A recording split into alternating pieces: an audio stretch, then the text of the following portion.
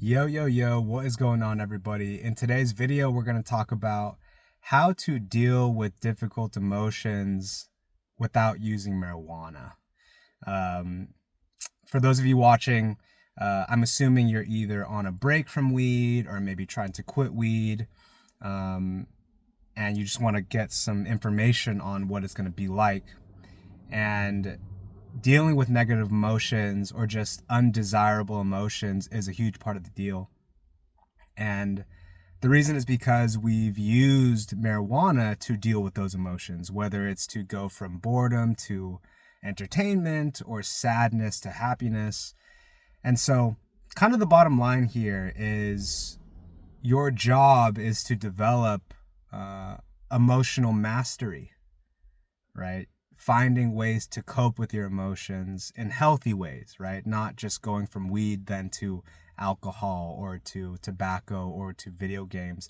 That's not to say that we can't use things in certain moments, right? We can't use a piece of chocolate as a pick me up, or we can't use, playing video games as a way to cure boredom. That's not what I'm saying.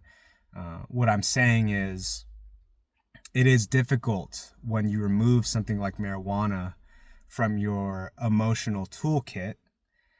And not only will the day-to-day stressors be challenging, but what will most likely happen is old repressed emotions from your past or childhood or even just adulthood will come up. And so again, it's not just, oh my God, I have to work today. Ugh, that kind of emotional stress, but also like it's 7 p.m. on a Sunday and all of a sudden you feel empty and dead inside.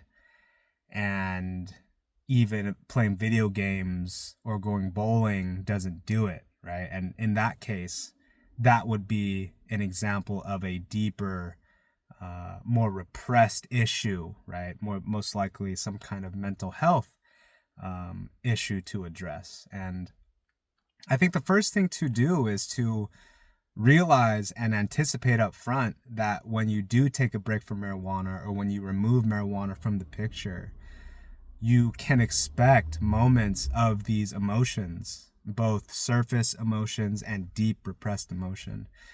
That's where maybe therapy comes into play. But even just knowing that that's going to happen gives you a chance to address it correctly, right? As opposed to just running and numbing through something else again. And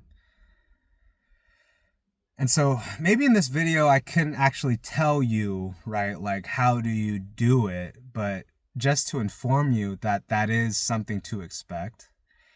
And that some ways that I deal with it, I like to journal a lot, right? It might look like, let's say on a random Sunday, 7 p.m., despite exercising, despite being, 3 weeks off weed, despite being productive, despite having cleaned my room, I still feel this nagging, like, angst or just emptiness inside. Okay.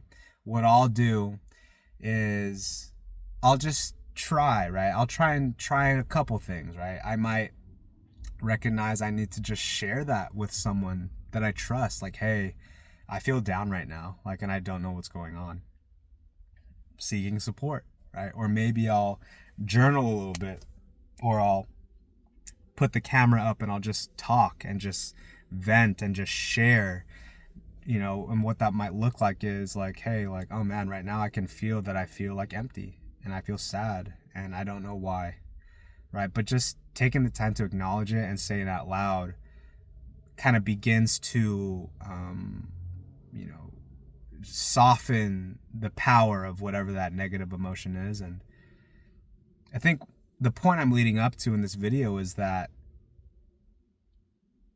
yeah, when you remove weed out the picture, certain parts of our mental health issues will be exposed. And part of our jobs and part of our responsibilities in that time is to address it.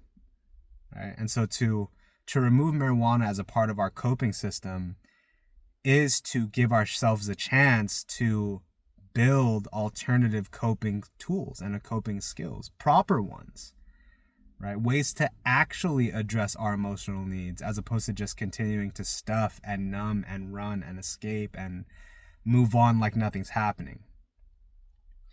And so, not to say it always has to be that deep, but sometimes it is. Sometimes it is. And that's where the cravings can be the most powerful, right? Because if we're someone who has repressed anxiety, repressed anger, repressed sadness, and it comes knocking to the door of like, I'm sad, I'm sad, I'm sad, I'm angry, I'm angry, I'm angry, I'm anxious, I'm anxious, I'm anxious, and you don't have any way to alleviate that or shift that, you know what's going to come up? I want to smoke weed. I want to smoke weed. Weed, weed, weed, weed, weed, right? Because weed is that way to go from like, right? But the problem is it doesn't address the actual problem. The problem is it doesn't address the actual issue. It just pushes it to the side, which is fine, right? There's nothing wrong with not wanting to deal with something and push it aside. But if you're watching this, you're someone who has pushed it aside so much that what's the point of that anymore, right? Like, and so it's crazy because it's easy to think of like weed dependency and weed addiction as it's just about like not smoking or not using, like that's really the problem. That is one of the problems, right? Like not, instead of addressing or going about life, you just turn to weed. Yes, that is a problem, right? If it's like habitual and, you know, hurts more than it helps. But underneath even that is like a lack of coping skills or unwillingness to address certain emotions, or maybe just like don't even know how. Like don't even know how to process trauma. Don't even know how to navigate, I feel angsty, right? Because like what's the easy thing to do? I feel angsty, let me go on a run. And again, that is part of powerful coping. That is part of having powerful coping skills, right? Like instead of turning to weed, you go on a run. Instead of turning to weed, you meditate. That's all great. That is definitely a big part of this journey. But the point is that when you remove weed, you give yourself a chance to unearth certain repressed emotions, and it's critical to deal with those because that's part of what will free you from the need to depend on marijuana. And just as kind of like a final 2-minute rant here,